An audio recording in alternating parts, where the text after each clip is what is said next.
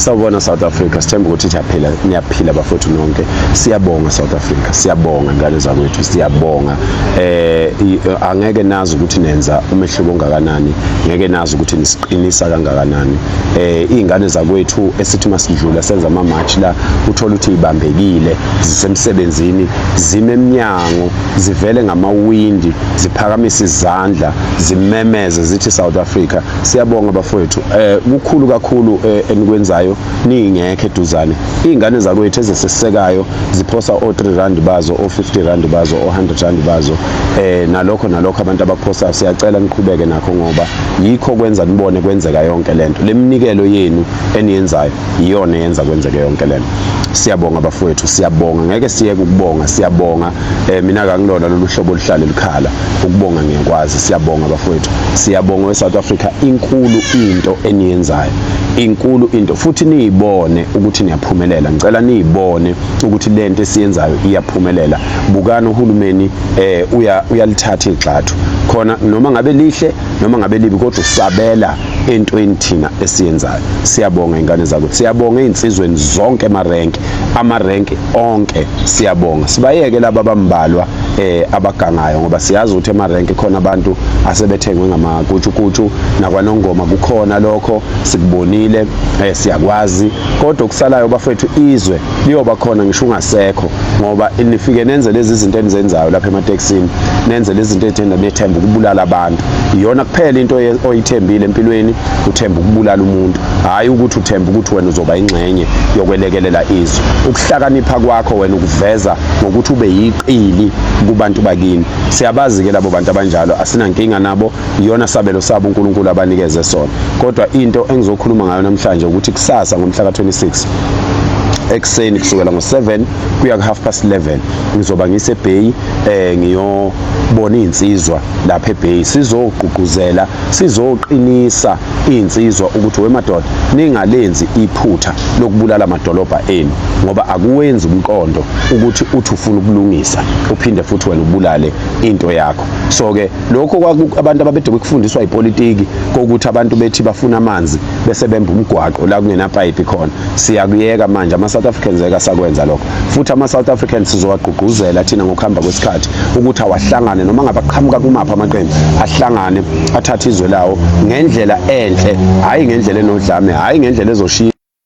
Sifuna abantu abaqotho, sifuna abantu abangekho kupolitiki manje. Awukwazi ukuthi ugijime wonke amaqembu uthi ufuna into entsha, kodwa njalo makuqhamuka into entsha wena ufuna ukuba kuleyo nto entsha. Vele umuntu oyinkinga uwena. Sifuna abantu abasha, brand new people abangakaze bevote, nabantu abasha abangakaze bebe kumapolitiki. Sifuna bebe ingxenye yalezi zinto esizenzayo. Bese kuthi wena okade ukhona kupolitiki, osuvukelwe umoya, wabuyelwa unembeza, wakhumbula ukuthi izwe lingaphezulu kwepolitiki, siyakufisa ukuthi ubuye ube khona la. Ifundiswa zakithi njengoba sigxeka, sinigxekela ukuthi yekani ukukhuluma isingisi, ubuyani nizongena la kusetshenzwe izwe ngoba kusiza ngani ukuthi ukhuluma isingisi esingaziwa ngabantu bangakini. Kusiza ngani ukuthi ubatshazwa ngokuthi ufundile ube wesaba ukuphucwa iphepha elabhalwa indoda.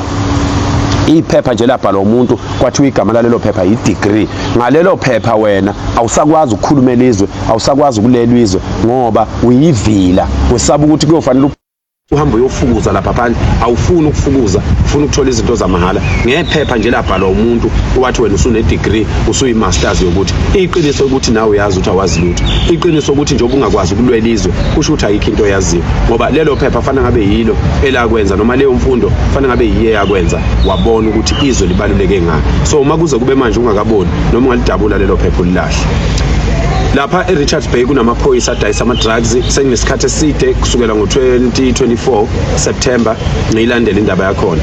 Kunama-Nigerians adayiselwa ngamaphoyisa ama-drugs. So ngizwile ukuthi njengoba ngize eRichards Bay kunengxokozelo-ke kusatshiswa abantu basatshiswa ngamaphoyisa. Into esizoyenza uma beke basichukuluza eRichards Bay, amaphoyisa make asichukuluza, sizobiza amagama amaphoyisa okuyiwona adayisa ama-drugs, sizothatha ama-video amaphoyisa emukele imali kubantu, sizoshutha lamaphoyisa ahlale ephake ngamavan asesebenza ukuvuka ekseni ayo protector ama Nigerians eRichards Bay. So sicela ukuthi ningasiqali into esishoyo sithi sicela noma ngabe kade uganga ubuganga ubuntshontsha yeka yikho sisho kanjalo ngoba asifuni kube khona umuntu ophazamisekayo. So ke mangabe nifuna impi kimi nina amaphoyisa eRichards Bay nizoyithola impi kimi. Ama foreigners onke eRichards Bay kumele ahambe ungakashayi umhla ka 30 2026. Wonke ama Nigerians nama foreigners ase Richards Bay kumele ahambe eRichards Bay. Wena phoyisa wase Richards Bay obhizo phansi phezulu uhamba uqamba manga thatha ama voice note wrong uthi uphakele wathi abantu abenza lawo ama voice note, bring it on kumina and see what's going to happen. Akho phoyisa la elizofuna ukulawula ubugebengu ngenkani. Akho phoyisa lapha elathatha isifungo lathi izovikela umphakathi eseliphenduka usoma business wama drugs elizoqhubeka limi. Mhlambe nina nicabanga ukuthi kuyadlalwa, mhlambe nicabanga ukuthi njengoba upresident ekhipha itatimende zokuthi abantu aba-undocumented abahambe kulelizwe nicabanga ukuthi kuyadlalwa. Mhlambe njengoba upresident ethi umuntu inkampani eqasha abantu bokufika la abangeke emthethweni kumele iboshwe, mhlambe nicabanga ukuthi niyadlala. Siyadlala thina, asidlali thina.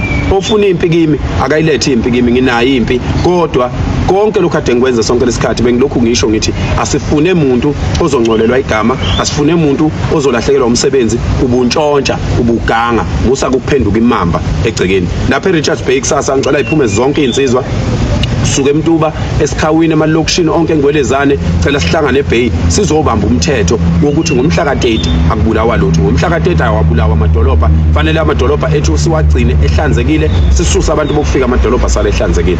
Akufanele silwe sodwa wemaphoyisa, kufanele sime nganhlanye sibuke ubugebengu. Kodwa mawuthanda ukulwa noma ngabe ubani ulethe lokho kulwa kimi uzokuthola ngishibhile. Ayizonde igaba. Thank you.